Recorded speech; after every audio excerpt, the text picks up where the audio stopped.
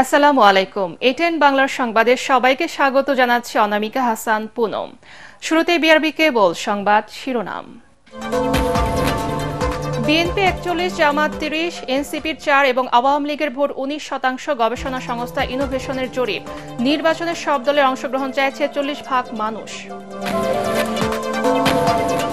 ফেব্রুয়ারি নির্বাচন দেশের গণতন্ত্রে নতুন যুগের সূচনা করবে। নিউ ইয়র্কে প্যারিসের মেয়রের সঙ্গে বৈঠকে প্রধান উপদেষ্টা।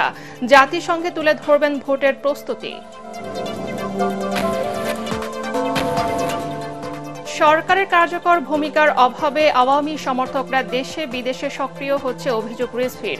চক্রান্তে জড়িয়ে স্বৈরাচারের দোসররা ভবিষ্যৎকে অনিশ্চিত করছে মন্তব্য আমির খসরুর। ভোটকে সামনে রেখে আইনশৃঙ্খলা বাহিনীর প্রশিক্ষণ শুরু, জানালেন স্বরাষ্ট্র উপদেষ্টা।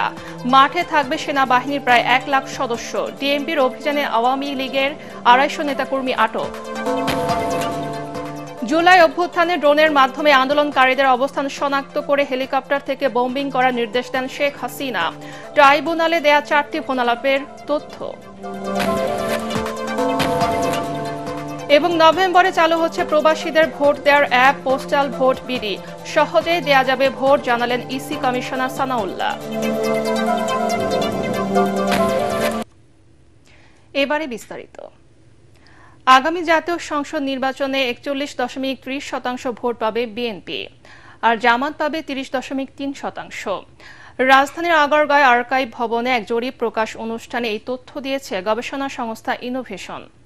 তাদের জরিপে উঠে এসেছে, এবার আওয়ামী লীগ নির্বাচনে আসলে ভোট দেবেন ১৮.৮% ভোটার, আর ৪.১% মানুষ ভোট দেবেন এনসিপিকে। ইমদাদুল্লাহ বাবুর রিপোর্ট। বর্তমান প্রেক্ষাপটে জনগণের নির্বাচনী ভাবনা নিয়ে জরিপ পরিচালনা করে গবেষণা সংস্থা ইনোভেশন। ৬ বিভাগের ৬৪ জেলার ১০,৪১৩ জন ভোটারের মতামত নিয়ে চালানো হয় এই জরিপ। এতে উঠে এসেছে ৪৫.৭৯% মানুষ মনে করেন আওয়ামী লীগ সহ সব দলকে নির্বাচনে অংশগ্রহণের সুযোগ দেওয়া উচিত, আর ৪৫.৫৮% ভোটার চান দলটির আগে বিচার হওয়া উচিত। আগামী নির্বাচনে কোন দল সরকার গঠন করবে এমন সিদ্ধান্তে ৩৯.১% ভোটাররা বিএনপির প্রতি রায় দিয়েছেন, আর জামায়াতকে রায় দিয়েছেন ২৮.১% ভোটার। যদি এই ৪০% বা আরো বেশি বিএনপির প্রতি যে বিশ্বাসটা যে বিএনপি সরকার গঠন করবে, এটা যদি ওই জায়গায় থাকে বা আরো বাড়তে থাকে, তাহলে আনডিসাইডেড যে ভোটার যারা আছেন তাদের বিএনপির দিকে ব্রেক করার পসিবিলিটি আরো বেড়ে যাবে সামনে। এবং যেটা আমি বললাম যে বিআইজিবি এবং এটা দুটোই দেখাচ্ছে যে মনে করছে মানুষের সরকার বিএনপি গঠন করবে। আর যদি এটা কমতে থাকে বা এনি চান্স, এবং জামাতের আমরা যেটা দেখছি সেটা যদি বাড়তে থাকে, ব্যান্ডওয়াগন ইফেক্ট কিন্তু উল্টো কাজ করবে। তখন মানুষের কিন্তু মনে করবে যে জামাত জিতছে, তাহলে ভোটটা আমি হচ্ছে জামাতের কাছে দিচ্ছি। আবার ৪৫% আওয়ামী লীগ নির্বাচনে চাচ্ছে। তাহলে এই ডেটাগুলো আমাকে যেটা বলছে অ্যাজ এ রিসার্চার, যে বাংলাদেশের মানুষ আসলে একটি নির্বাচনমুখী স্থিতিশীল গবেষণা সংস্থাটি আরও বলছে, আওয়ামী লীগের উপর সন্তোষ প্রকাশ করেছেন ১৫.৫২%, বিএনপির প্রতি ২১.৫% এবং জামায়াত পেয়েছে সর্বোচ্চ সন্তুষ্টি ৩০.৩৪%। গবেষকরা বলছেন, জেনজিরা সর্বোচ্চ সন্তুষ্টি প্রকাশ করেছে জামায়াতের উপর। আওয়ামী লীগের ভোটাররা তারা যদি ভোট দিতে চায়, তারা সেকেন্ড প্রেফারেন্স হিসেবে বিএনপিকে দিয়েছে। এবং আমরা যে মোটামুটি ভোট পার্সেন্টেজ যেটা আগের তুলনায় একটু বেড়েছে, ওটার দিকেও দেখা যাচ্ছে যে বিএনপি জামাতের তুলনায় কিছুটা এগিয়ে আছে আওয়ামী লীগের ভোটারদের ক্ষেত্রে। জরিপে আরও উল্লেখ করা হয় ৭২.২% ভারত এবং ৬৯% ভোটার পাকিস্তানের সাথে ভালো সম্পর্ক রাখার পক্ষে মত দিয়েছেন। ইমদাদুল্লাহ বাবু, এটিএন বাংলা, ঢাকা। আসছে ফেব্রুয়ারি জাতীয় নির্বাচন দেশের গণতন্ত্রে নতুন যুগের সূচনা করবে বলে আশা করছেন প্রধান উপদেষ্টা ডক্টর মোহাম্মদ ইউনূস। নিউ ইয়র্কে জাতিসংঘ অধিবেশনের ফাঁকে প্যারিসের মেয়র আনে হিদালগোর সঙ্গে সৌজন্য সাক্ষাতে তিনি একথা বলেন।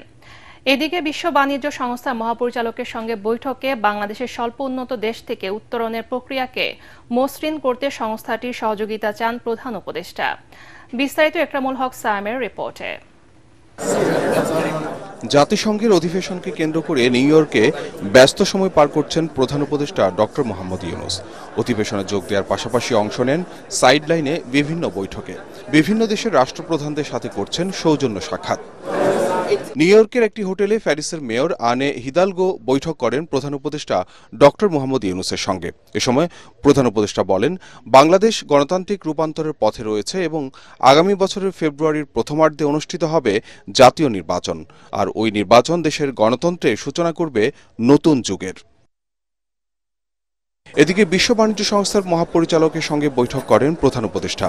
2026-এর শেষ দিকে স্বল্পোন্নত দেশ থেকে উত্তরণের পথে বাংলাদেশ, আর এই সময়টিতে বাংলাদেশ যেন বাণিজ্য সুবিধা হ্রাস কিংবা উন্নত বাজারে অগ্রাধিকারমূলক প্রবেশাধিকার হারানোর মতো ঝুঁকিতে না পড়ে সে ব্যাপারে বিশ্ব বাণিজ্য সংস্থার সহযোগিতা চান অন্তর্বর্তী সরকারের প্রধান।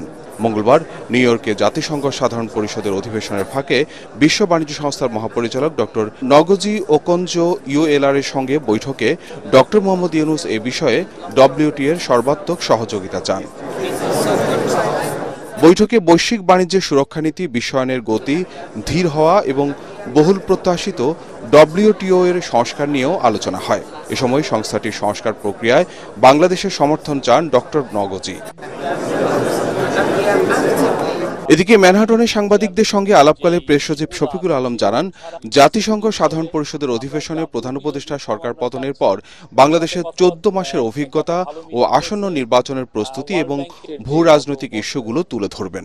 গত 14টা মাস কত চ্যালেঞ্জিং ছিল এবং সেই বিষয়ে এই চ্যালেঞ্জগুলো উত্তরণের জন্য এই গভর্নমেন্ট কি কি কাজ করেছে, ইলেকশনের প্রিপারেশনটা আমাদের কিরকম, প্লাস হচ্ছে গ্লোবাল যে জিওপলিটিক্যাল যে অনেকগুলো ইস্যু সেগুলো নিয়ে কথা বলবেন। রোহিঙ্গার ইস্যু থাকতে পারে, তো অনেকগুলো যেগুলো আমরা আমাদের গভর্নমেন্টে যে কাজ, তারপরে ট্রায়ালের বিষয়ে আসবে, রিফর্ম, ট্রায়াল এবং ইলেকশন। তো আমাদের তিনটা প্রধান কাজের অন্যতম তিনটা প্রধান কাজ, সেগুলো বিষয়ে আসবে। প্লাস হচ্ছে যে উনার গ্লোবাল যে লিডারদেরকে উনার পার্সোনাল কিছু মেসেজ আছে সেগুলো উনি। এছাড়া অধিবেশনের ফাঁকে একাধিক বৈঠকে অংশ নেন এবং শীর্ষ বিশ্ব নেতাদের সঙ্গে মতবিনিময় করেন প্রধান উপদেষ্টা। এর মধ্যে অস্ট্রেলিয়ার প্রধানমন্ত্রী অ্যান্থনি আলবানিজ, নেদারল্যান্ডসের রানী মাক্সিমা, বিশ্ব সংস্থার মহাপরিচালক, চিলির সাবেক প্রেসিডেন্ট এবং উরুগুয়ের বর্তমান পররাষ্ট্রমন্ত্রীর সঙ্গে বৈঠক করেন তিনি। এ সময় অন্তর্বর্তী সরকারের নেওয়া সংস্কার কার্যক্রম, ফেব্রুয়ারিতে বাংলাদেশের আসন্ন সাধারণ নির্বাচন এবং অস্ট্রেলিয়ার ক্রমবর্ধমান বাংলাদেশি প্রবাসী সহ গুরুত্বপূর্ণ বিষয়গুলো উঠে আসে।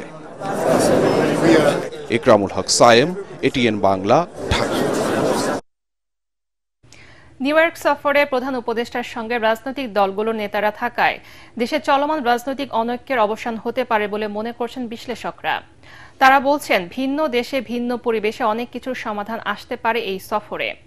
এবারের অধিবেশনে বাংলাদেশের টেকসই গণতন্ত্র ও রোহিঙ্গা সমস্যা গুরুত্ব পেতে পারে বলেও মনে করেন বিশ্লেষকরা। ইমদাদুল্লাহ বাবুর আরেকটি রিপোর্ট। জাতিসংঘ সাধারণ পরিষদের ৮০তম অধিবেশনে অংশ নিতে এখন নিউ ইয়র্কে বিশ্ব নেতারা। নিজের রাজনৈতিক ক্যারিয়ারে দ্বিতীয় দফা অধিবেশনে যোগ দিয়েছেন প্রধান উপদেষ্টা ডক্টর মোহাম্মদ ইউনূস। দেশের ইতিহাসে এবারই প্রথম সরকার প্রধানের সফর সঙ্গী রাজনৈতিক দলের নেতারাও। তাদের অংশগ্রহণ দেশের চলমান রাজনীতিতে তাৎপর্যপূর্ণ বলছেন বিশ্লেষকরা।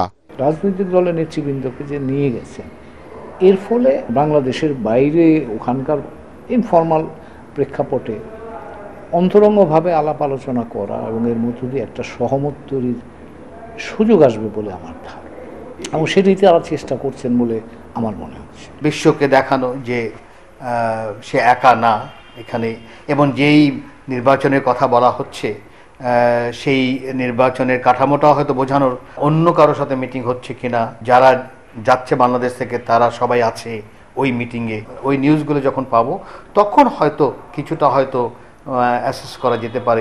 এবারের বিশ্বসভায় মূল আলোচ্য বিষয় হতে পারে ফিলিস্তিন ও গাজা উপত্যকার ভবিষ্যৎ। তবে বিশ্ব নেতাদের সবচেয়ে বড় এই সমাবেশে বাংলাদেশের স্বার্থ সংশ্লিষ্ট কোন বিষয়গুলো স্থান পাবে এ নিয়ে চলছে নানা আলোচনা। বিশেষজ্ঞরা বলছেন, চলতি অধিবেশনে বাংলাদেশের নির্বাচন ও স্থিতিশীলতা নিয়ে আগ্রহ থাকবে আন্তর্জাতিক সম্প্রদায়ের। আমরা একটা গণতন্ত্রের টেকসইভাবে উত্তরণ চাই, সে কথাটা তিনি বলবেন ওখানে। আন্তর্জাতিক সম্প্রদায় সমর্থন দিচ্ছে, সেটা যাতে তারা অব্যাহত রাখে সেটা আমরা তাদের কাছ থেকে অনুরোধ করি। রোহিঙ্গা নিয়ে তো একটা স্পেশাল কনফারেন্সও হচ্ছে। অর্থনৈতিক জটিলতাটা উত্তরণের জন্য আন্তর্জাতিক সম্প্রদায়ের সমর্থন দরকার। সেসব বিষয়গুলো আমার ধারণা তুলে আনা হবে। মানবাধিকার নিয়ে, বিচার প্রক্রিয়া নিয়ে কি হচ্ছে, এগুলো সম্পর্কে হয়তো তিনি আন্তর্জাতিক সম্প্রদায়কে জানাবেন। সহায়তার প্রয়োজন সেটাও তুলে ধরবেন। ইউক্রেনের মতন যুদ্ধ হচ্ছে, গাজাতে জেনোসাইড হচ্ছে, জাতিসংঘ কিছু করতে পারছে না, সেখানে আমাদের সমস্যা তো কোনো তাদের সামনে বড় ইম্প্যাক্ট ফেলবে। যেহেতু বড় একটা আয়োজন, অনেক দেশের সাথে হয়তো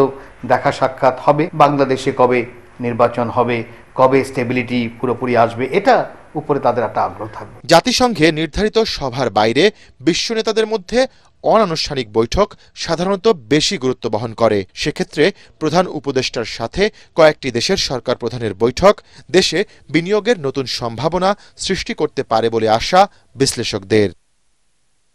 ইমদাদুল্লাহ বাবু, ATN বাংলা, ঢাকা। রাজনৈতিকভাবে পরাজিত হয়ে দেশ থেকে পালিয়ে গিয়ে আওয়ামী লীগ সমর্থকরা নানা অপকর্ম করে নিজেদের ভবিষ্যৎকে আরও অনিশ্চিত করছে বলে মন্তব্য করেছেন বিএনপির স্থায়ী কমিটির সদস্য আমির খসরু মাহমুদ চৌধুরী। চট্টগ্রামে এক অনুষ্ঠানে তিনি কথা বলেন। এদিকে রাজধানীতে দলের সিনিয়র যুগ্ম মহাসচিব রুহুল কবির রিজভী বলেন, অন্তর্বর্তী সরকারের কার্যকর ভূমিকার অভাবে আওয়ামী দোসররা দেশে বিদেশে সক্রিয় হতে পারছে। বিস্তারিত কামরুজ্জামান রাজীবের রিপোর্টে। প্রধান উপদেষ্টার সফর সঙ্গী হিসেবে জাতিসংঘের অধিবেশনে যোগ দিতে স্থানীয় সময় সোমবার সকালে নিউ ইয়র্কে পৌঁছলে বিমানবন্দরে হামলার শিকার হন এনসিপি নেতা আক্তার হোসেন। স্থানীয় আওয়ামী লীগ ও যুবলীগ নেতাদের কটূক্তির শিকার হন বিএনপি মহাসচিব মির্জা ফখরুল ইসলাম আলমগীর সহ নেতারা। এ ঘটনার রেশ ধরে উত্তপ্ত দেশের রাজনৈতিক অঙ্গন। চট্টগ্রামে এক অনুষ্ঠান শেষে দেশের শীর্ষ নেতাদের হেনস্থার প্রসঙ্গে কথা বলেন বিএনপির স্থায়ী কমিটির সদস্য আমির খসরু মাহমুদ চৌধুরী। তিনি বলেন, এ ঘটনায় প্রমাণ হয়েছে আওয়ামী লীগের আচরণের কোনো পরিবর্তন হয়নি, তারা ধ্বংসাত্মক রাজনীতিতে বিশ্বাস করে। পরাজিত হয়ে দেশ থেকে পালিয়ে গেলেন, ওনাদের সমর্থকরা তো এই সমস্ত এই ধরনের কাজের বাইরে তার কিছু করার নাই। আপাতত গণতন্ত্রে বিশ্বাস করে না, দেশ ধ্বংস করে পালিয়ে গিয়ে এখন যেগুলো করছে এগুলো তো আরো ধ্বংসাত্মক, এগুলো তাদের ভবিষ্যৎকে আরো অনুষ্ঠিত করে দিচ্ছে।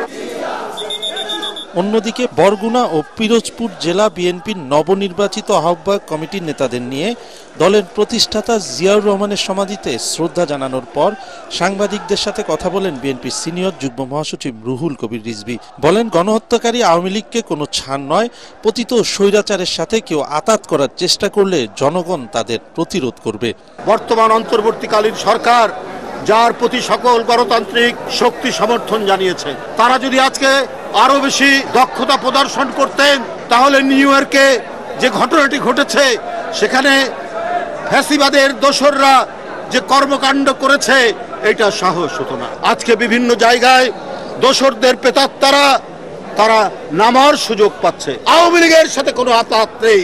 বিএনপির বিরুদ্ধে নানা ষড়যন্ত্র চক্রান্ত চলছে দাবি করে নেতাকর্মীদের ঐক্যবদ্ধ থাকার আহ্বান জানান রিজভী। সম্পূর্ণ মিথ্যা, অবৈধ, ভিত্তিহীন। কামরুজ্জামান রাজীব, ATN বাংলা, ঢাকা। জাতীয় নির্বাচনকে সামনে রেখে আইন শৃঙ্খলা রক্ষাকারী বাহিনীর সদস্যদের প্রশিক্ষণ শুরু হয়েছে এবং সেনাবাহিনীর প্রায় 1 লাখ সদস্য মাঠে থাকবে বলে জানিয়েছেন স্বরাষ্ট্র উপদেষ্টা জাহাঙ্গীর আলম চৌধুরী। চট্টগ্রাম সার্কিট হাউজে প্রশাসন ও আইন শৃঙ্খলা বাহিনীর সদস্যদের সঙ্গে বৈঠক শেষে সাংবাদিকদের এসব তথ্য জানান তিনি। রাজনৈতিক দলগুলোর মধ্যে মতৈক্য হলে ও জনগণ নির্বাচনমুখী হয়ে গেলে তখন কেউ ভোট আটকাতে পারবে না বলেও দাবি করেন উপদেষ্টা। আইন শৃঙ্খলা বাহিনীর প্রস্তুতিও খুব ভালো এবং তাদের প্রশিক্ষণ কিন্তু শুরু হয়ে গেছে এবং আপনারা জানেন যে আমরা অনেক সংখ্যক কিন্তু তাদের বাড়িয়ে দিয়েছি এবং সেনাবাহিনী, নৌবাহিনী এবং বিমান বাহিনী সবাই কিন্তু এবার ইলেকশনে থাকবে। এখন ধরুন মাঠে 30,000 মতো আছে সেনাবাহিনী, ওই সময় প্রায় 1 লাখের মতো থাকবে সেনাবাহিনী। জাতীয় নির্বাচনকে সামনে রেখে দেশকে অস্থিতিশীল করতেই রাজধানীতে ঝটিকা মিছিল করছে কার্যক্রম নিষিদ্ধ আওয়ামী লীগ বলে জানিয়েছেন ডিএমপির অতিরিক্ত কমিশনার SN মোহাম্মদ নজরুল ইসলাম। মহানগরীতে ঝটিকা মিছিলের চেষ্টাকালে সাঁড়াশি অভিযানে হাতে নাতে ককটেল সহ প্রায় 250 জনকে গ্রেফতার করে ডিএমপি। মিডিয়া সেন্টারে সংবাদ সম্মেলনে কথা বলেন তিনি। হোটেল, ছাত্রাবাস ও ফ্ল্যাটে আওয়ামী লীগের নেতাকর্মী অবস্থান করলে তথ্য দিয়ে পুলিশকে সহায়তার আহ্বান জানায় ডিএমপি। মনির হোসেন তপুর রিপোর্ট। মহানগরের বিভিন্ন স্থানে গেল কয়েকদিন ধরে ঝটিকা মিছিল বের করে নিজেদের অবস্থানের কথা জানান দেওয়ার চেষ্টা করছে কার্যক্রম নিষিদ্ধ আওয়ামী লীগ ও এর অঙ্গ সংগঠনের নেতাকর্মীরা। একই সাথে বিভিন্ন এলাকায় ককটেল বিস্ফোরণ ঘটায় তারা। পরিস্থিতি নিয়ন্ত্রণে গোয়েন্দা তথ্যের ভিত্তিতে বুধবার সকাল থেকে কয়েক ঘন্টার সাঁড়াশি অভিযানে রাজধানীর উত্তরা, মিরপুর, তেজগাঁও, শেরেবাংলা নগর এলাকা সহ বিভিন্ন স্থানে অভিযান চালিয়ে 244 জনকে গ্রেফতার করা হয়। ডিএমপি মিডিয়া সেন্টারে সংবাদ সম্মেলনে জানানো হয়, ঝটিকা মিছিলে অংশ নেয়া বেশিরভাগ লোকজনকে টাকা দেওয়া হচ্ছে। অর্থের যোগানদাতাদের শনাক্ত করে গ্রেফতার করা হবে বলেও জানান ডিএমপির অতিরিক্ত পুলিশ কমিশনার। 1 বছর আগে একটা দল ক্ষমতাচ্যুত হয়েছে, তারা টানা 17 বছর এই দেশ ক্ষমতা ছিল। তাদের বিরাট একটা জনগোষ্ঠী, বিরাট সাপোর্টার আছে। আপনি যদি মানে পার্সেন্টেজ হিসাব করেন তো 1% লোক নেতাকর্মী হয়তো দেশের বাইরে আছে, বাকিরা কিন্তু দেশেই আছে। ঠিক আছে, এই লোকগুলো আছে। সেই তুলনায় যদি হিসাব করেন, ওই তুলনায় কিন্তু মিছিল, মিটিং বা তাদের কর্মতৎপরতা নেহাতই কম। এটা বাংলাদেশ পুলিশ সক্রিয় আছে, এবং শুধু বাংলাদেশ পুলিশ না, আইন শৃঙ্খলা রক্ষার সাথে আরো যারা সংশ্লিষ্ট সকলে সক্রিয় আছে বিধায় তাদের কিন্তু এই অপতৎপরতা রোধ করা সম্ভব হয়েছে। 2-1টা মিছিল হবে না, একদম 100% সিল করে দেওয়া যাবে, এইটা মনে হয় কিছুটা আমাদের জন্য দুঃসাধ্য। তারপরে আমরা চেষ্টা চালিয়ে যাচ্ছি। আমরা যদি নগরবাসীর সহায়তা পাই, এটা আরো ইফেক্টিভলি আমরা মোকাবেলা করতে পারবো। শান্তি শৃঙ্খলা রক্ষার স্বার্থে নগরবাসীকে কার্যক্রম নিষিদ্ধ আওয়ামী লীগ সহ এর অঙ্গ সংগঠনের নেতাকর্মীদের তথ্য দিয়ে সহযোগিতার অনুরোধ জানিয়েছে ডিএমপি। পুরা ডিএমপির যারা এই যে বিভিন্ন ফ্ল্যাটে, বাড়িতে, আমরা রেসিডেন্সিয়াল এরিয়াগুলোতে বসবাস করি, তাদেরকে আমি রিকোয়েস্ট করব আপনারা এই তথ্যগুলো আমাদেরকে পুলিশকে দিবেন। আমরা আপনাদের পরিচয় 100% গোপন রাখবো, আমরা কখনো ডিসক্লোজ করব না। আপনারা এখন তো মোবাইলের যুগ আসছে, হোয়াটসঅ্যাপে মেসেজ করতে পারেন, আমাদের নাম্বারগুলো কিন্তু অ্যাভেলেবেল, ইভেন ইন্টারনেটেও অ্যাভেলেবেল। আমাদেরকে হোয়াটসঅ্যাপে মেসেজ করবেন বা হোয়াটসঅ্যাপ কলে জানাবেন, আমাদেরকে এই তথ্যগুলো দিবে, তাহলে আমরা ইফেক্টিভলি এটা আরো কাট ডাউন করতে পারবো। ডিএমপি জানিয়েছে, যারা তথ্য দেবে তাদের নাম পরিচয় গোপন রাখা হবে। মনির হোসেন তপু, এটিএন বাংলা, ঢাকা। দুদক সংস্কার কমিশনের 47টি সুপারিশের প্রায় সবই রাজনৈতিক দলগুলো মেনে নিয়েছে, যার বাস্তবায়ন সরকারের উপর নির্ভর করছে বলে মন্তব্য করেছেন জাতীয় ঐকমত্য কমিশনের সদস্য ও ট্রান্সপারেন্সি ইন্টারন্যাশনাল বাংলাদেশ টিআইবির নির্বাহী পরিচালক ড. ইফতেখারুজ্জামান। দুদক ও টিআইবির মধ্যে পঞ্চমবারের মতো 5 বছরের সমঝোতা স্মারক স্বাক্ষর শেষে সাংবাদিকদের কথা বলেন তিনি। এই চুক্তির মাধ্যমে দুদকের সক্ষমতা বৃদ্ধিতে বিশেষ ভূমিকা রাখবে বলেও জানান ড. ইফতেখারুজ্জামান।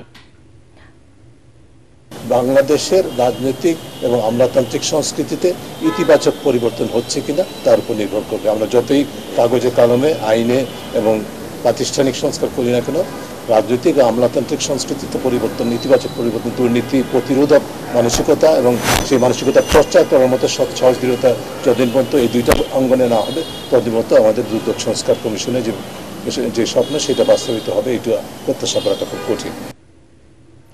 জুলাই আন্দোলন দমনে ক্ষমতাচ্যুত প্রধানমন্ত্রী শেখ হাসিনা মারণাস্ত্র ব্যবহার করে সরাসরি গুলির নির্দেশ দেন। ড্রোন ব্যবহার করে আন্দোলনকারীদের অবস্থান নিশ্চিত করে হেলিকপ্টার থেকে বোম্বিং করারও নির্দেশ দেন তিনি। সেই সঙ্গে আন্দোলনকারীদের রাজাকার হিসেবে চিহ্নিত করে তাদের ফাঁসি দেওয়ার কথাও বলেন। শেখ হাসিনা 69টি ফোন আলাপের রেকর্ড পরীক্ষা করে এসব তথ্য উঠে এসেছে বলে আন্তর্জাতিক অপরাধ ট্রাইব্যুনালকে জানিয়েছেন বিশেষ তদন্ত কর্মকর্তা ও ফরেনসিক বিশেষজ্ঞ তানভীর হাসান জোহা। এছাড়া ঢাকা বিশ্ববিদ্যালয়ের সাবেক উপাচার্য মাকসুদ কামালের বিরুদ্ধে মানবতা বিরোধী অপরাধের তদন্ত চলছে বলেও জানায় প্রসিকিউশন। আরও জানাচ্ছেন হুমায়ুন চিশতি। সরকারি চাকরিতে কোটা সংস্কার নিয়ে শুরু হওয়া বৈষম্য বিরোধী ছাত্র আন্দোলন একসময় পরিণত হয় গণ অভ্যুত্থানে। পতন হয় স্বৈরশাসক শেখ হাসিনার সরকারের। শেখ হাসিনা সহ ৩ জনের বিরুদ্ধে জুলাই আন্দোলনে মানবতা বিরোধী অপরাধের মামলায় বুধবার আন্তর্জাতিক অপরাধ ট্রাইব্যুনালে ফরেনসিক বিশেষজ্ঞ হিসেবে সাক্ষ্য দেন বিশেষ তদন্ত কর্মকর্তা ও প্রসিকিউটর তানভীর হাসান জোহা। জবানবন্দিতে তিনি জানান, সাবেক প্রধানমন্ত্রী শেখ হাসিনার কথোপকথনের ৬৯টি অডিও ক্লিপ জব্দ করা হয়েছে। সেখান থেকে বাছাই করা 4টি ক্লিপ ট্রাইব্যুনালে প্রমাণ হিসেবে প্রদর্শন করা হয়। শেখ হাসিনা এবং ফজলে নূর তাপস তাতে খুব পরিষ্কারভাবে উনি বলছেন এই আন্দোলনকারীদেরকে দমনের জন্য গুলি করে হত্যার নির্দেশ দিয়েছেন, সোজা গুলি করে দিতে। ড্রোন ব্যবহারের মাধ্যমে শনাক্ত করে হেলিকপ্টার ব্যবহার করে গুলির কথাও বর্ণনা হয়েছে। এটা ছিল একটা। দ্বিতীয় হচ্ছে শেখ হাসিনা এবং মকসুদ কামাল সাহেবের যে ফোনালাপ, তাতে দেখা যাচ্ছে উনি ছাত্রদেরকে রাজাকারের সাথে তুলনা করেছেন এবং বলেছেন যে ছাত্ররা রাজাকার বলেছে নিজেদের, তাদেরকে বলেছেন যে এদেরকে অন্য রাজাকারদেরকে ফাঁসি দিয়েছি, এদেরকেও মেরে ফেলা হবে, ফাঁসি দেওয়া হবে। শেখ হাসিনা এবং ইনুর মামলায় আপনারা যেটা দেখেছেন, তিনি জনগণের বিরুদ্ধে ৩৬ সেনা এবং হেলিকপ্টার ব্যবহার করে গুলি করার নির্দেশ দিচ্ছেন, বোম্বিং করার নির্দেশ দিচ্ছেন। রাষ্ট্রপক্ষ জানায়, ঢাকা বিশ্ববিদ্যালয়ের সাবেক ভিসি মাকসুদ কামালের বিরুদ্ধে চলছে মানবতা বিরোধী অপরাধের তদন্ত। মাকসুদ কামালের বিরুদ্ধে আমার যতটুকু জানা তদন্ত চলছে, কিন্তু তদন্তের অগ্রগতি সম্পর্কে আমার কোনো স্পষ্ট ধারণা নেই। এদিন ট্রাইব্যুনাল 2-এ রাজধানীর আশুলিয়ায় একজন জীবিত সহ 5 মরদেহ পোড়ানোর মামলায় 5ম দিনের সাক্ষ্য গ্রহণ হয় বলেও জানায় প্রসিকিউশন। হুমায়ুন চিস্তি, এটিএন বাংলা, ঢাকা। নভেম্বরে চালু করা হবে প্রবাসীদের ভোট গ্রহণের পোস্টাল ভোট বিডি অ্যাপ। এই অ্যাপে পোস্টাল ব্যালটের মাধ্যমে ভোট দিতে পারবেন প্রবাসীরা। আগারগাঁও নির্বাচন কমিশন ভবনে আউট অফ কান্ট্রি ভোটিং ওসিভি বিষয়ে মতবিনিময় সভায় কমিশনার অবসরপ্রাপ্ত ব্রিগেডিয়ার জেনারেল আবুল ফজল মোহাম্মদ সানাউল্লাহ এসব তথ্য জানান। তিনি বলেন, অ্যাপ চালুর পর বিশ্বের বিভিন্ন দেশে বসবাসকারী ভোটারদের 7 থেকে 10 দিন করে রেজিস্ট্রেশনের জন্য সময় দেয়া হবে। খুব সহজে এই অ্যাপের মাধ্যমে ভোট দেয়া যাবে বলেও আশা করেন তিনি। প্রত্যেক পোস্টাল ভোটের জন্য সরকারের 700 টাকা খরচ হবে, তবে ভোটারকে এজন্য কোনো টাকা খরচ করতে হবে না বলেও জানান তিনি।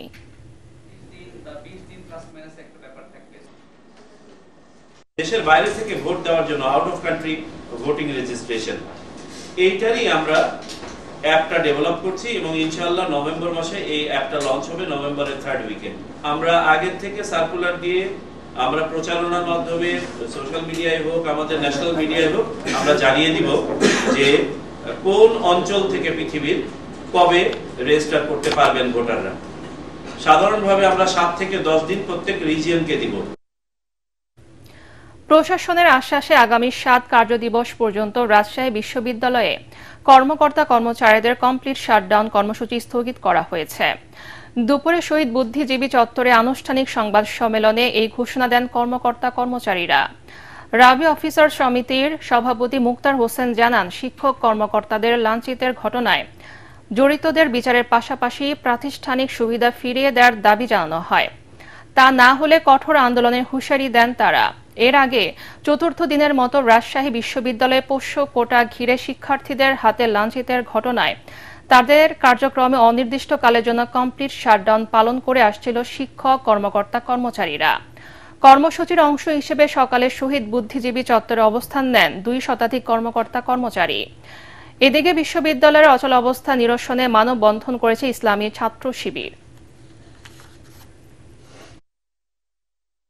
সর্বসম্মতভাবে আমরা প্রশাসনকে 7 কর্মদিবস সময় দিতে চাই।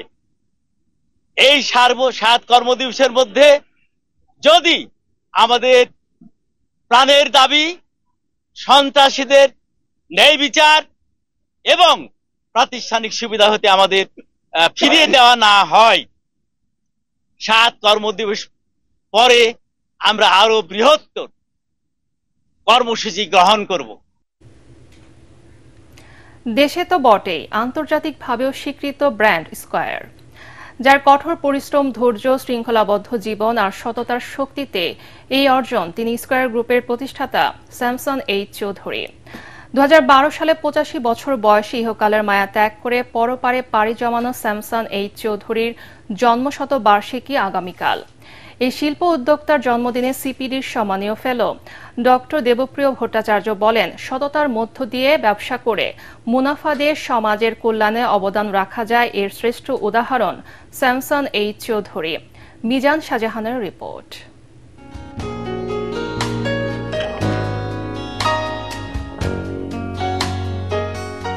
স্যামসন এইচ চৌধুরী 1925 সালে গোপালগঞ্জে জন্ম নেওয়া এই শিল্পোদ্যোক্তার দেখানো পথে আজ অনেকেই সফল শিল্পপতি। 1958 সাল 4 বন্ধু আর স্বল্প সংখ্যক সহকর্মী নিয়ে মেডিসিন ব্যবসা শুরু করেন স্যামসন এইচ চৌধুরী। সেই যে শুরু, আর পিছনে ফিরে তাকাতে হয়নি। হাঁটি হাঁটি পা পা করে স্কোয়ার অর্জন করেছে বিশ্বখ্যাতি। এখনও মানের বিচারে স্কোয়ারের ঔষধ কিংবা অন্য যে কোনো পণ্য ভোক্তাদের আস্থার জায়গায় শীর্ষে অবস্থান করছে।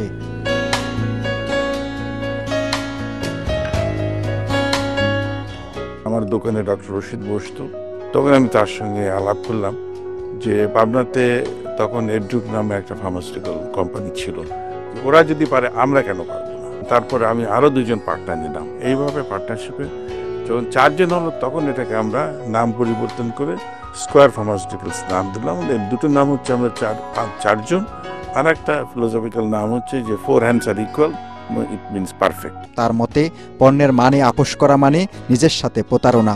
তিনি বলেন, নিরলস পরিশ্রম, সততা আর অধ্যবসায় থাকলে সাফল্য ধরা দিতে বাধ্য। আমি যদি থেমে যাই তাহলে পরে কেউ আমাকে অতিক্রম করে চলে যাবে, আমি তখন পিছিয়ে পড়বো আর থাকতে পারবো না, আমার আর কোনো স্থান নাই। সিপিডির সম্মানীয় ফেলো ডক্টর দেবপ্রিয় ভট্টাচার্য বলেন, স্যামসন এইচ চৌধুরী পথ দেখিয়েছেন।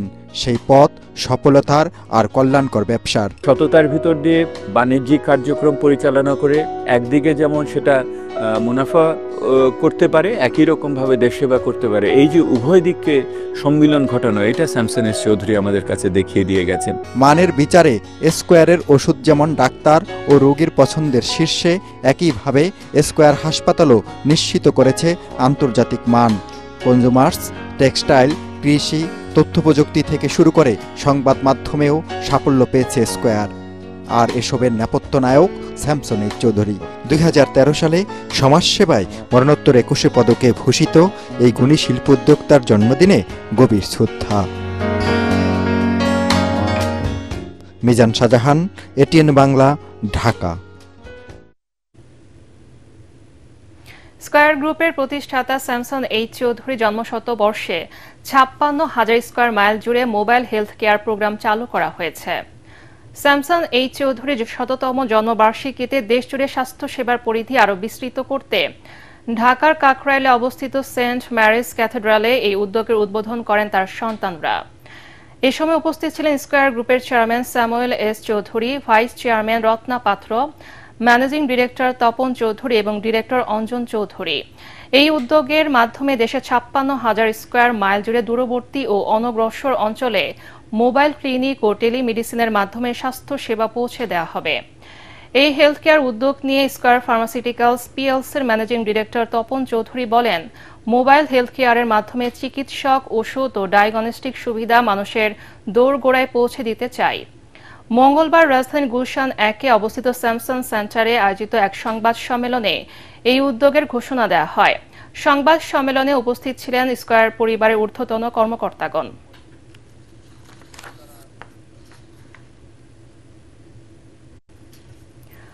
চলতি মাসের প্রথম 22 দিনে 25,559 কোটি টাকার প্রবাসী আয় দেশে এসেছে, যা গত বছর একই সময়ের চেয়ে প্রায় 18.4% বেশি। প্রবাসী আয় প্রণোদনা বাড়ানোর পাশাপাশি অভিবাসীদের প্রতি সরকারি সেবা বাড়ানোর পরামর্শ দিয়েছেন শ্রম ও অভিবাসন বিশ্লেষকরা। তাদের মতে সরকারের বিনিয়োগ না থাকলেও দেশের অর্থনীতিতে প্রবাসীদের অবদানকে সঠিকভাবে মূল্যায়ন করতে হবে। শারফুল আলমের রিপোর্ট। দক্ষিণ পূর্ব এশিয়ার দেশ মালয়েশিয়া ইলেকট্রনিক্স, পাম তেল, পেট্রোলিয়াম, পর্যটন শিল্পের জন্য প্রসিদ্ধ দেশটিতে বাংলাদেশি কর্মীর সংখ্যা বাড়ছে। তাদের পাঠানো অর্থে প্রবাসী পরিবারের জীবনমান উন্নত হচ্ছে প্রতিনিয়ত, গতি ফিরছে দেশের অর্থনীতিতে। তবে সরকারি নীতি ও প্রণোদনা সুবিধা বাড়ানো হলে দেশটি থেকে বৈধ উপায়ে আরও বেশি রেমিটেন্স আয় সম্ভব বলে মনে করছেন প্রবাসীরা। সব থেকে বড় চ্যালেঞ্জটাই হচ্ছে যে আমাদের সরকারিভাবে বিভিন্ন ধরনের উদ্যোগ নিতে হবে, ব্যাংকিংয়ে যাতে খুব সহজেই তারা টাকাগুলো উত্তোলন করতে পারে এবং সহজভাবে পাঠাতে পারে, সেই সিস্টেমটা আরও বেশি সহজলভ্য করে দিতে হবে। এবং একই সাথে বিদেশে যেখানে প্রবাসীরা বসবাস করেন সেখানে নানামুখী পদক্ষেপ নিতে হবে সরকারি পক্ষ থেকে এবং বেসরকারি পক্ষ থেকে। গণতান্ত্রিক বা একটা নির্বাচিত সরকার আসে, সেই পরিবেশে আরও বেশি প্রবাসীরা বেশি বেশি করে বাংলাদেশে রেমিটেন্স পাঠাবে। এর একটা কারণ হচ্ছে যে বাংলাদেশ থেকে এখন তার কোনো কালোবাজারি হচ্ছে না। এদিকে চলতি মাসের প্রথম 22 দিনে প্রবাসী আয় দেশে এসেছে $209,50,00,000 বা 25,559 কোটি টাকা। এর মধ্যে 22 সেপ্টেম্বর একদিনে এসেছে $780,80,00,000 টাকা। আর গত বছরের সেপ্টেম্বরের প্রথম 22 দিনে এসেছিল $176,90,00,000। সে হিসাবে প্রবাসী আয় বেড়েছে $32,60,00,000। প্রবাসী আয় প্রবৃদ্ধির এই হার 18.40%। 22 দিনে $3 বিলিয়ন আসা মানে এটা আমাদের জন্য খুবই একটা সুসংবাদ। নেক্সাস করে যারা ব্যবসায়ীরা, আমলারা, রাজনীতিবিদরা যারা অর্থ পাচার করতো তারা তো পালিয়ে গিয়েছে। তো সেই ক্ষেত্রে বাংলাদেশ থেকে অর্থ পাচারও বন্ধ হয়েছে। সরকার তার কর্মপরিকল্পনার মাধ্যমে আমাদের যারা অভিবাসী কর্মীরা রয়েছে, রেমিটেন্স যোদ্ধারা রয়েছে, তাদেরকে যদি সম্মানিত করা যায়, পুরস্কৃত করা যায়, তখন কিন্তু আমাদের অভিবাসীরা তারা কিন্তু আরও বেশি আন্তরিক হবে। যে খাতগুলিতে সরকারের লক্ষ লক্ষ কোটি কোটি ডলার বিনিয়োগ রয়েছে, কিন্তু আমাদের রেমিটেন্স যোদ্ধাদের পিছনে কিন্তু সরকারের সে অর্থে কোনো বিনিয়োগ নেই। আমাদের যে অর্থের যে রিজার্ভ যে প্রাণ সঞ্চালক, সেই সঞ্চালককে যদি মর্যাদা বৃদ্ধি করতে পারি, আমরা মনে করি আমাদের রেমিটেন্স প্রবাহ আরও বাড়বে। বিশ্লেষকরা বলছেন অর্থ পাচার কমে আসায় বৈধ পথে প্রবাসী আয়ের পরিমাণ বাড়ছে, ফলে বাড়ছে কেন্দ্রীয় ব্যাংকের রিজার্ভের পরিমাণও। শরফুল আলম, এটিএন বাংলা, ঢাকা। এবারে আল আরাফা ইসলামী ব্যাংক অর্থ সংবাদ।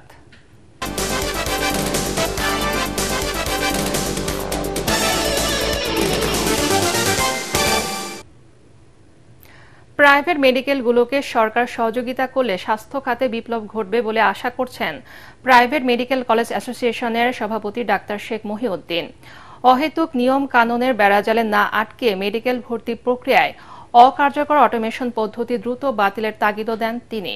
মনির হোসেন তুপুর রিপোর্ট। দেশের ৬৭টি প্রাইভেট মেডিকেল কলেজে পড়াশোনা করছে দেশি বিদেশি শিক্ষার্থীরা। ভারত, পাকিস্তান, মালয়েশিয়া সহ বিভিন্ন দেশ থেকে প্রতি বছর অসংখ্য শিক্ষার্থী বাংলাদেশে এসে পড়াশোনা করছে। স্বল্প খরচে মানসম্মত শিক্ষা অর্জন করতে পারায় দিন দিন বাংলাদেশের প্রাইভেট মেডিকেল কলেজগুলোর সুনাম বাড়ছে বহির্বিশ্বে। তবে গেল ৩ বছর ধরে অটোমেশন প্রক্রিয়ায় মেডিকেল কলেজে ভর্তি চালু হওয়ার পর থেকেই এই খাতে ধস নেমে আসে। নানা জটিলতায় প্রতি বছর খালি থাকছে মেডিকেলের আসন। এতে শিক্ষা খরচ মেটাতে হিমশিম খাচ্ছে মেডিকেল কর্তৃপক্ষ। এই সংকট মোকাবেলায় দ্রুত সরকারের হস্তক্ষেপ কামনা করছে প্রাইভেট মেডিকেল কলেজ অ্যাসোসিয়েশন। সরকারের সাথে বেসরকারি মেডিকেল কলেজের সাথে একটা বোঝাবুঝির গ্যাপ আছে। সিট খালি মানে খারাপ মেডিকেল কলেজ। আচ্ছা, তুমি আসন ছেড়ে দাও, স্টুডেন্টরা বলবে যে কোন মেডিকেল কলেজ খারাপ না ভালো। একটা মেডিকেল কলেজে ফোর্স করে আমি সে টাকা দিয়ে ভর্তি হবে, তাকে তুমি তো ফোর্স করার রাইট নেই। যত নিয়ন্ত্রণ আমাদের পরে, এতে হবে কি এই বেসরকারি মেডিকেল কলেজ ব্যবস্থাগুলো ভেঙে যাবে। তাতে যে আমরা যারা চিন্তা করতেছি যে আমরা একটা যদি আমাদেরকে সুযোগ দেওয়া হয় এদেশে বিপ্লব করবে, ইন্ডিয়ার পেশেন্ট যাবে না, থাইল্যান্ডের পেশেন্ট যাবে না। এটা লাভ সরকারের না, এগুলো নিয়ন্ত্রণ করা লাভ। প্রাইভেট মেডিকেল কলেজ অ্যাসোসিয়েশনের সভাপতি শেখ মহিউদ্দিন আরও জানান, প্রাইভেট মেডিকেল কলেজগুলোর আসন সংখ্যা বাড়ানোর পাশাপাশি দরিদ্র ও মেধাবীদের জন্য সংরক্ষিত ৫% আসন নিয়ে নতুন করে ভাবতে হবে সরকারকে। ইন্ডিয়ায় প্রথম স্টুডেন্ট তাদের মিনিমাম 100 করে একটা মেডিকেল কলেজে সিট দেয়, আর আমাদের যখন জন্ম নেয় একটা মেডিকেল কলেজ 50 সিট দেয়। বিক্ষেপ ফকিরের বিক্ষেপ। দরিদ্র পড়ানোর জন্যই তো সরকারি মেডিকেল কলেজগুলো আছে, সেখানে তো আমরাও ট্যাক্স দিই, আমার সবার ট্যাক্স টাকা। তো বেসরকারি মেডিকেল কলেজে কেন দরিদ্র পড়বে? তাহলে তো যে সমস্ত বেসরকারি ইংলিশ মিডিয়াম স্কুল আছে সেখানেও তো তাহলে দরিদ্রদের পড়ানোর সুযোগ দিতে হবে। সরকার কার্যকরী সিদ্ধান্ত নিলে প্রাইভেট মেডিকেল খাত থেকে আরও বেশি বৈদেশিক মুদ্রা অর্জন করা সম্ভব বলেও জানান তিনি। আমাদের ম্যান পাওয়ার বসে আছে, সেটা কাজে লাগা। মনির হোসেন তপু, এটিএন বাংলা, ঢাকা। এবারে আন্তর্জাতিক সংবাদ।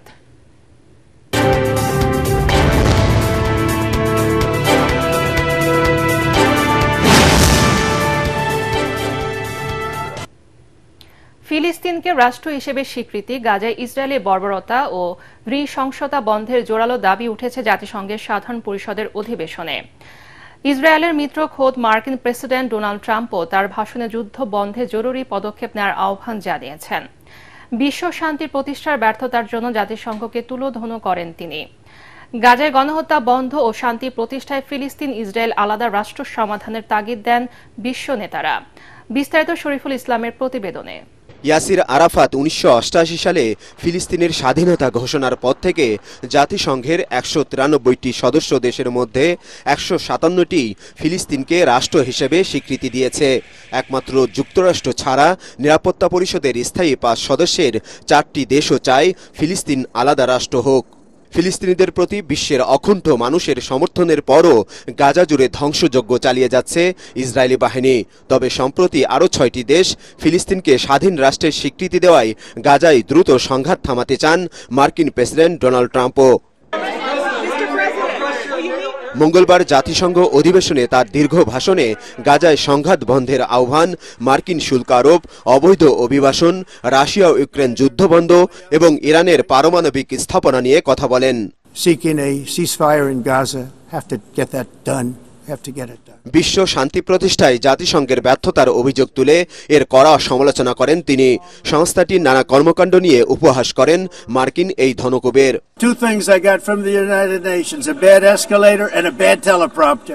জাতিসংঘের কাছ থেকে আমি দুটি জিনিস পেয়েছি, একটি ভাঙা এসকেলেটর আর একটি খারাপ টেলিপ্রম্পটার।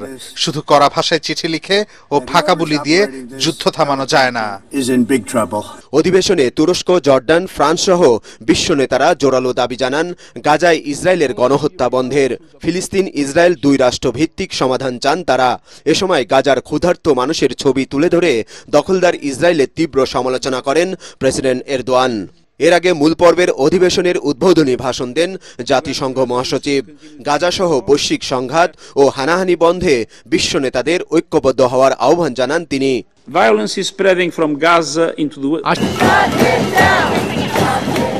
এদিকে গাজায় ইসরায়েলের গণহত্যা বন্ধের দাবিতে নিউ ইয়র্কে জাতিসংঘের সদর দপ্তরের বাইরে বিক্ষোভ করেন ফিলিস্তিন সমর্থক শত শত মানুষ।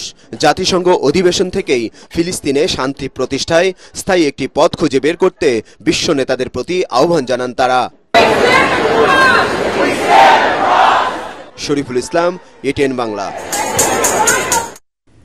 পতিত স্বৈরাচার শেখ হাসিনার আমলে মুক্ত গণমাধ্যম ও স্বাধীন সাংবাদিকতাকে ধ্বংস করে দেওয়া হয়েছিল বলে অভিযোগ করেছেন সিনিয়র সাংবাদিক নেতারা। জাতীয় প্রেস ক্লাবে বাংলাদেশ ফেডারেল সাংবাদিক ইউনিয়ন বিএফইউজের সাবেক সভাপতি প্রয়াত সাংবাদিক রুহুল আমিন গাজীর প্রথম মৃত্যুবার্ষিকী উপলক্ষে আলোচনা সভায় তারা কথা বলেন। বক্তারা বলেন, সাংবাদিকদের অধিকার আদায়ে রুহুল আমিন গাজী মৃত্যুর আগ পর্যন্ত সংগ্রাম করে গেছেন। বিএফইউজের মহাসচিব কাদের গনি চৌধুরী, জাতীয় প্রেস ক্লাবের সভাপতি হাসান হাফিজ, যুগান্তর সম্পাদক কবি আব্দুল হাই শিকদার, ডিইউজের সভাপতি শহীদুল ইসলাম এতে অন্যান্যের মধ্যে বক্তব্য রাখেন।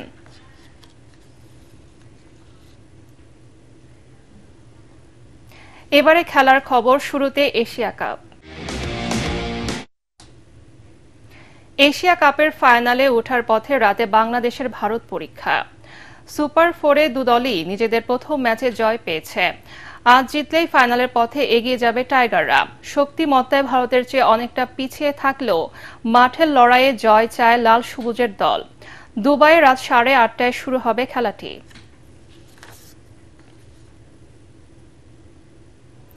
শেষ করার আগে বিআরবি কেবল সংবাদ শিরোনাম আরেকবার। বিএনপি 41, জামাত 30, এনসিপি 4 এবং আওয়ামী লীগের ভোট 19%। গবেষণা সংস্থা ইনোভেশনের জরিপ।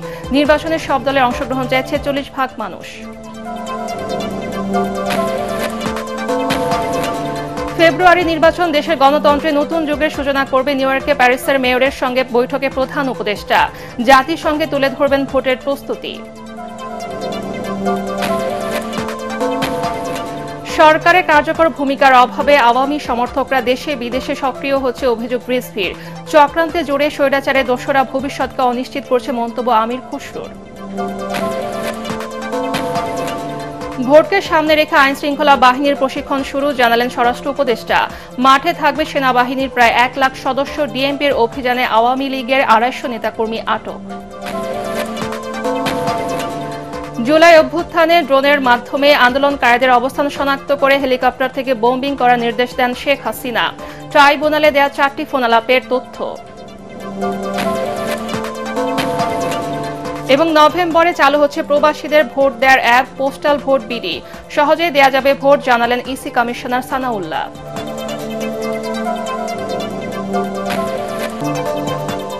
পরবর্তী সংবাদ দেখার আমন্ত্রণ জানিয়ে এখনকার মতো শেষ করছি। ATN বাংলা সংবাদ ইউটিউবে দেখতে ব্রাউজ করুন YouTube/ATN বাংলা নিউজ। ধন্যবাদ সবাইকে।